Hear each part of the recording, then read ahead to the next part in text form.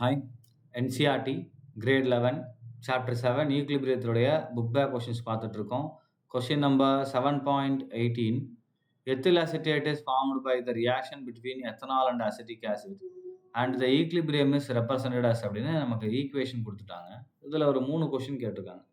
First, write the concentration ratio, reaction quotient for the reaction. Note, water is not in excess. So, water excess இல்லை. And it is not a solvent in this reaction. Solvent கிடையாது. Right. So, அப்போ அது ஒரு ரியாக்டன்ட்னு நம்ம consider பண்ணிக்கிறோம். இப்போ இதுக்கான Q எழுதலாம். இப்போ Q that is equal to நம்ம என்ன எழுதுவோம்? Concentration of product.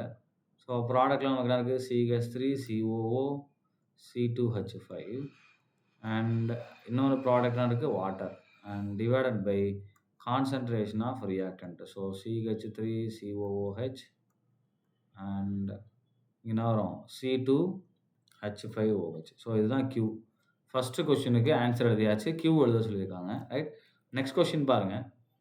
At 293 Kelvin, if one start with 1 mole of acetic acid and 0.18 mole of ethanol, there is 0.171 mole of ethyl acetate in the final equilibrium mixture. Calculate the equilibrium constant அப்படின்னு கேட்டிருக்காங்க. So, equilibrium concentration கொடுத்துட்டு initial concentration கொடுத்துருக்காங்க. So, KC கண்டுபிடிச்சிருக்காங்க equilibrium constant. So, இங்கே இருக்கக்கூடிய reactant நான் இங்கே எழுதிக்கிறேன் என்னென்ன இருக்குது அப்படின்னு. ஸோ, ஃபஸ்ட்டு வந்து CH3 COOH இருக்குது. அடுத்து எத்தனால் இருக்குது C2H5OH. நெக்ஸ்ட் பார்த்தீங்கன்னா எஸ்டர் இருக்குது.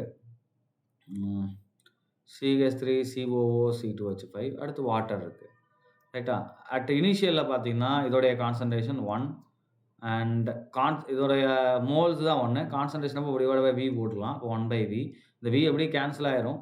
ரைட். அடுத்து இங்கே பார்த்தீங்கன்னா நமக்கு 0.18 டிவைட் பை V அண்ட் இங்கே கான்சன்ட்ரேஷன் எதுவுமே இருக்காது இனிஷியலில். ஸோ, இது இனிஷியல் கான்சன்ட்ரேஷன். இந்த table most of the time இந்த ஈக்லிபிரியமில் கரெக்டாக போட தெரிஞ்சாலே கொஷின் முடிஞ்ச மாதிரி.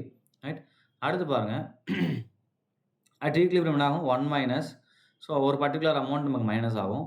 அண்ட் இது எல்லாமே நமக்கு 1:1 ரேஷியோவில் தான் இருக்குது.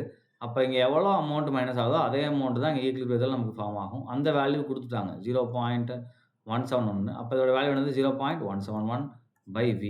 அப்போ இதோட வேல்யூவும் 0.171/V. அப்போ இங்கே நமக்கு என்ன ஆகும்? 1 மைனஸ் 0.171/V அண்ட் அடுத்து 0.18 மைனஸ் 0.171 டிவைடட் பை Vன்னு வரும். ரைட்டா? அப்போ இங்கே வேல்யூஸ் நமக்கு பார்த்தீங்க அப்படின்னா வில் கெட்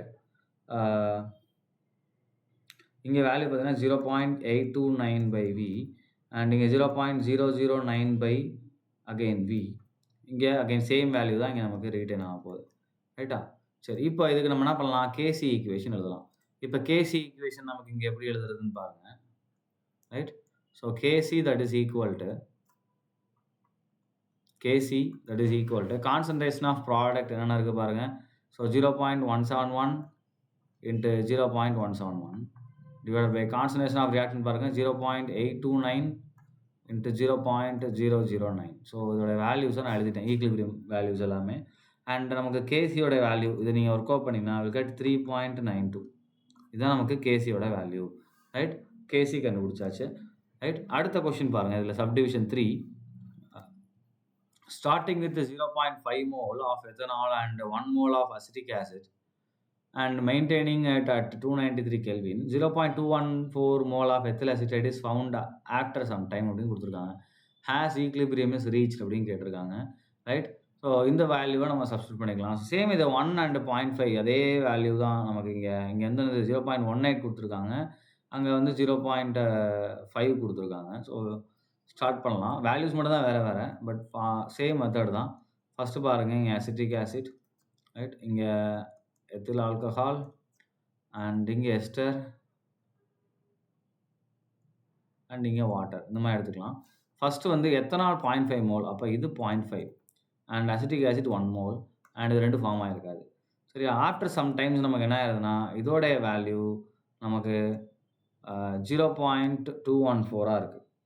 ரைட்டா? ஸோ, அப்போ இங்கே நமக்கு எவ்வளோ மைனஸ் வருதோ, அதாவது இங்கே 1 மைனஸ் எக்ஸ்ன்னு போட்டோம்னா என்ன நமக்கு எக்ஸ்ன்னு வரும். அப்போ எக்ஸோட வேல்யூ 0.214. அப்போ நமக்கு இங்கே என்ன வேல்யூ வரும் அப்படின்னா 1 மைனஸ் 0.214.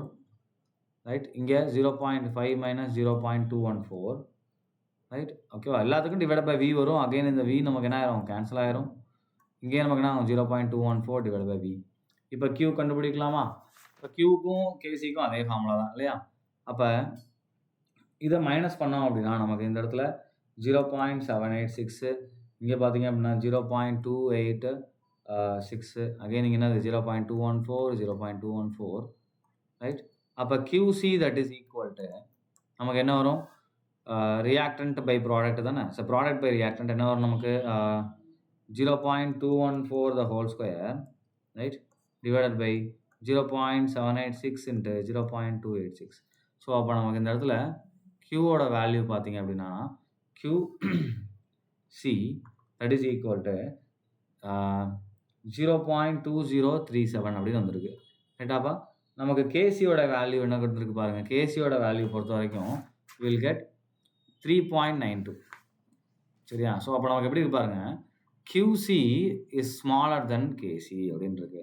ஸோ இந்த ரியாக்ஷன் என்ன பண்ணல? இன்னும் ஈக்லிபிரியம் ரீச் பண்ணல. ஏன்னா ஈக்லிபிரியம் ரீச் ஆகணும்னா நமக்கு என்ன வரணும்? QC ஈக்குவல் டு KC வரணும். இதுதான் ஈக்லிபிரியத்துக்கு. பட் நமக்கு வந்தது QC ஸ்மாலர் தென். அப்போ கொஸ்டின் பாருங்க. ஹேஸ் ஈக்லிபிரியம் பீன் ரீச்டுன்னு கேட்டிருக்காங்க. அப்போ என்ன வரும்? நோ. என்னது? ஈக்லிபிரியம் இஸ் நாட் ரீச்டு அப்படின்னு நம்ம எழுதிக்க வேண்டியதான். ஸோ அப்புறம் எந்த சைடு ரியாக்ஷன் போகுதுன்னு கேட்டாங்கன்னா நம்ம என்னது ஸ்மாலர் தென் இருக்கிறனால reaction will move towards a forward direction அப்படின்னு நம்ம எழுதிக்கலாம். இது எக்ஸ்ட்ரா பாயிண்ட் ரைட்டா? ஸோ 3 கொஸ்டினுமே நம்ம இங்கே சால்வ் பண்ணியாச்சு. QC கேட்டிருக்காங்க, அதையும் சால்வ் பண்ணியாச்சு. KC கேட்டிருக்காங்க, அதையும் சால்வ் பண்ணியாச்சு. அகைன் Qவோட ஈக்குவேஷன் கேட்டிருக்காங்க. இது 3யுமே நம்ம சால்வ் பண்ணியாச்சு. ரைட்? தேங்க்யூ.